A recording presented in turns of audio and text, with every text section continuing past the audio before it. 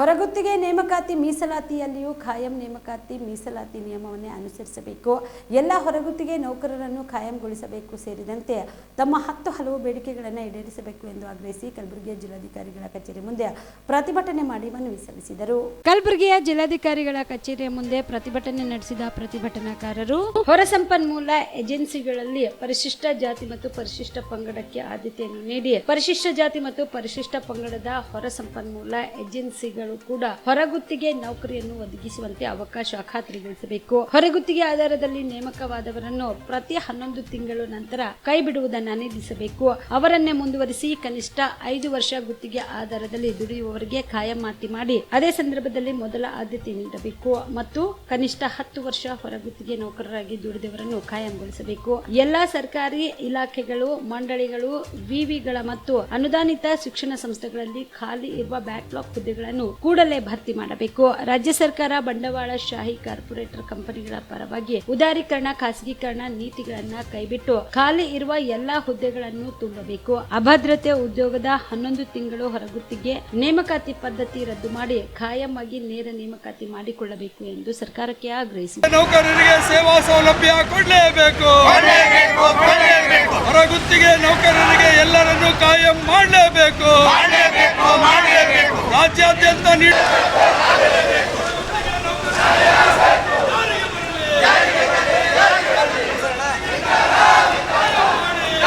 ಮುಖ್ಯಮಂತ್ರಿಗಳೇ ಗುತ್ತಿಗೆ ನೌಕರರನ್ನು ಕಾಯಂ ಮಾಡಿ. 70,000 ಗುತ್ತಿಗೆ ನೌಕರರಿಗೆ ಕನಿಷ್ಠ ವೇತನ ಕೊಡಲೇಬೇಕು. ನೇಮಕಾತಿಯಲ್ಲಿ ಹಲವಾರು ದೋಷಗಳನ್ನು ಸರ್ಕಾರದ ನೇಮಕಾತಿ ಆದೇಶದಲ್ಲಿ ಇದೆ. ಮುಖ್ಯವಾಗಿ ಅದರಲ್ಲಿ ನಾವು ಗಮನಿಸ್ತಾ ಇರೋದೇನೆಂದರೆ 20 ಜನ ನೌಕರಿ ಇರೋನಿಗೆ ಮಾತ್ರ ಈ ಕಾನೂನು ಅನ್ವಯ ಆಗುತ್ತೆ ಅಂತೇಳಿ ಸರ್ಕಾರದ ಆದೇಶ ಹೇಳುತ್ತೆ. ಆದರೆ ಯಾವುದೇ ಒಬ್ಬ ಟೆಂಡರ್ ವ್ಯಕ್ತಿ 20 ಜನವನ್ನು ತೋರಿಸ್ದಲೇ 5 ಜನ 10 ಜನ ತೋರಿಸಿ ಈ ನಿಯಮವನ್ನು ಉಲ್ಲಂಘನೆ ಮಾಡುವಂಥ ಸಾಧ್ಯತೆಗಳು ಹೆಚ್ಚು ಇದ್ದಾವೆ. ಅದೇ ರೀತಿಯಲ್ಲಿ 45 ದಿನಗಳ ಟೆಂಡರ್ಗೆ ಮಾತ್ರ ಇದು ಅನ್ವಯ ಆಗುತ್ತೆ ಅಂತೇಳಿ ಸರ್ಕಾರದ ಆದೇಶ ಹೇಳುತ್ತೆ. 45 ದಿನದ ಒಳಗಿರುವಂಥ ಯಾವುದೇ ಕಾಮಗಾರಿಗೆ ಇವತ್ತು ಸರ್ಕಾರದ ಆದೇಶ ಅನ್ವಯ ಆಗಲ್ಲ ಅನ್ನುವಂಥ ಇದನ್ನು ಅದರಲ್ಲಿ ಮಂಡಿಸಿದ್ದಾರೆ. ಅದೇ ರೀತಿಯಲ್ಲಿ 11 ತಿಂಗಳು ಕೆಲಸ ಮಾಡಿದಂಥ ಒಬ್ಬ ಗುತ್ತಿಗೆ ನೌಕರ 11 ತಿಂಗಳು ಆದಮೇಲೆ ಅವನು ಮತ್ತೆ ನಿರುದ್ಯೋಗಿ ಆಗ್ತಾನೆ, ಮತ್ತೆ ಬೀದಿಗೆ ಬರ್ತಾನೆ, ಉದ್ಯೋಗ ಕಳ್ಕೊಳ್ತಾನೆ ಅನ್ನುವಂಥ ಪರಿಸ್ಥಿತಿ ಇವತ್ತು ಸರ್ಕಾರದ ಆದೇಶದಲ್ಲಿ ಇದೆ. ಆದ್ದರಿಂದ ಬಂಧುಗಳೇ, ಇವತ್ತು ಸರ್ಕಾರ ಜನರಿಗೆ ಕಣ್ಣೋರಿಸುವಂಥ ಆದೇಶವನ್ನು ನೀಡಿ ಏನೋ ನಾನು ದೊಡ್ಡ ರೀತಿಯಲ್ಲಿ ಉಪಕಾರ ಮಾಡ್ತಾ ಇದ್ದೀನಿ, ದಲಿತ ಜನಾಂಗಕ್ಕೆ ಅನುಕೂಲ ಮಾಡ್ತಾ ಇದ್ದೀನಿ ಅಂತೇಳಿ ಇವತ್ತು ಸರ್ಕಾರ ಹೇಳಲಿಕ್ಕೆ ಹೊರಟಿದೆ. ಆದರೆ ಈ ಆದೇಶದಿಂದ ಯಾವ ದಲಿತರಿಗೆ, ಯಾವ ಬಡವರಿಗೂ ಕೂಡ 1 ರೂಪಾಯಿಯ ಅನುಕೂಲ ಕೂಡ ಆಗೋದಿಲ್ಲ. ಇದು ಟೆಂಡರ್ಗಳಲ್ಲಿ ಮತ್ತು ಏಜೆನ್ಸಿಗಳಲ್ಲಿ ದುಡ್ಡನ್ನು ಲೂಟಿ ಹೊಡೆಯೋದಕ್ಕೆ ಸರ್ಕಾರ ಅನುಕೂಲ ಮಾಡಿಕೊಟ್ಟಿದೆ ಅನ್ನೋದನ್ನು ನಾವು ಗಮನಿಸಬೇಕಾಗಿದೆ. ಅದ್ರ ಜೊತೆಗೆ ಇವತ್ತು ಯಾವುದೇ ಸೇವಾ ಸೌಲಭ್ಯಗಳನ್ನು ಕೊಡ್ತೀವಿ ಅಂತೇಳಿ ಸರ್ಕಾರ ಆದೇಶದಲ್ಲಿ ಇಲ್ಲ. ನಾವೇನು ಹೇಳ್ತೀವಿ, ಇವತ್ತು ಕನಿಷ್ಠ ವೇತನ ಕಾರ್ಮಿಕ ಇಲಾಖೆ ಹೇಳಿರುವಂಥದ್ದು 31,000 ರೂಪಾಯಿ ಕನಿಷ್ಠ ವೇತನ. ಆದರೆ ಇವತ್ತು ಕನಿಷ್ಠ ವೇತನ ಕೊಡ್ತೀವಿ ಅಂತೇಳಿ ಆದೇಶದಲ್ಲಿ ಎಲ್ಲೂ ಪ್ರಸ್ತಾಪ ಮಾಡಿಲ್ಲ. ಅದೇ ರೀತಿ ಸೇವಾ ಸೌಲಭ್ಯ, ಒಬ್ಬ ವ್ಯಕ್ತಿ ಕೆಲಸ ಮಾಡಬೇಕು ಅಂತಂದರೆ, ಅವನ ಸಂಸಾರ ನಿರ್ವಹಣೆ ಮಾಡಬೇಕು ಅಂತಂದರೆ ಇವತ್ತು ಕನಿಷ್ಠ ವೇತನವನ್ನು ಅವನಿಗೆ ಕೊಡಬೇಕು, ಕೆಲಸದ ಭದ್ರತೆಯನ್ನು ನಾವು ಕೊಡಬೇಕು ಅಂತೇಳಿ ಇವತ್ತು ಸರ್ಕಾರ ಆಲೋಚನೆ ಮಾಡ್ತಾ ಇಲ್ಲ.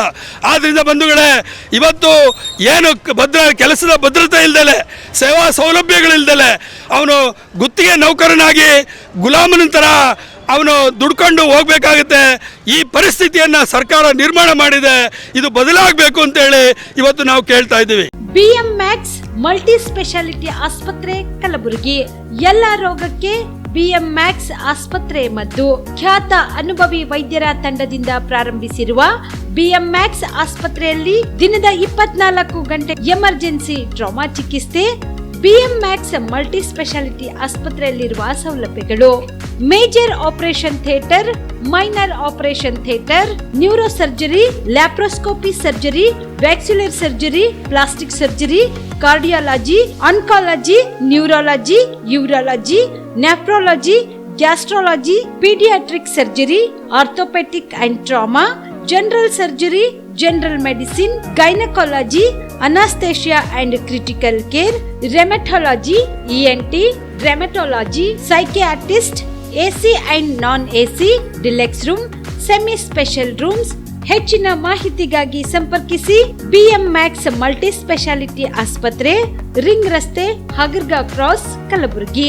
Phone number 7090041785.